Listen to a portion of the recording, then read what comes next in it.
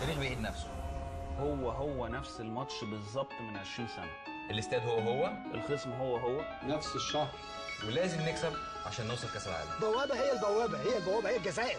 17 نوفمبر 89. منتخب الجزائر 89 ده كان اعظم منتخب في تاريخ الجزائر. خلص 1-0 الحمد لله. وان شاء الله يبقى زي ما كسبنا في 89 يبقى وشنا حلو ونكسب تاني في 2009. مصر بلد 8 مليون نسمة، فعمر ما تكون الجزائر بالنسبة لينا أزمة، لأن مصر ياما رسمت على وجوهنا البسمة. هنعدي بدنا جزائر وهكون ممر لينا، ونحقق أمانينا ونشجع واثقين في لعبتنا ولعبتنا واثقة فينا، واخدين رقم قياسي في حضور الجماهير، فيلا نشجع عشان نروح كأس العالم ولو فصيل. عايز أقول مش إحنا اللي نتهن وتحرق علم بلدنا، مش إحنا اللي نجد ونسبب في أجدادنا، بس إحنا رافعين علمنا، رافعين راس وطننا باحترامنا، ربنا بالنصر هيعوضنا ويأهلنا على قفاكم زي ما تأهلنا قبل كده، لأن عندنا رجال ليها أصول متأصلة هيجيبوا لنا نصر ويحققوا لنا حلمنا، فلو خسرنا ما تحزنوش فده مكتوب لنا.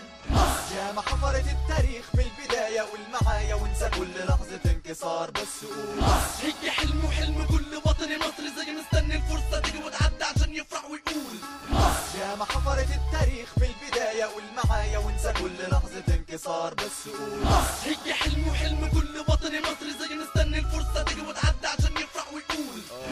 فات كتير ما عادش الا القليل. ما انا هحكي ايه ولا ايه؟ مصر بتتكلم عن نفسها، عن سنين كتير بطولة وتاريخ كتير قبلها. المرة دي لازم تصيب يا ابو تريكة انت قدها، انت وزيدان وعمر الزكي والحضري والناس كلها. صدقوني لما اقول ان الشعب كله معاكم، دي الحاجة الوحيدة اللي فاضلة بتجمعنا وراكم. من سنين وانا مستنى اشوف منتخب مصر فوق بيلاعب العمالقة في لحظة يمسح الفروق. انتوا عملتوا كل حاجة ما عادش غير كاس العالم، انتوا اعظم جيل في الكورة، ارجوكوا خلصوا السلالم رجليكوا وراسكوا وحماسكوا، يلا حددوا المصايب. مع احترامي للجزائر الماتش الجاي مفيش خساير، كل واحد ايده معايا كله رافع علم مصر. مدرجات حريقة جمهور غير قابل للكسر، بعد اذنكم شيلوني وارفعوني واسمعوني لما اقول فعل وصوت مصر.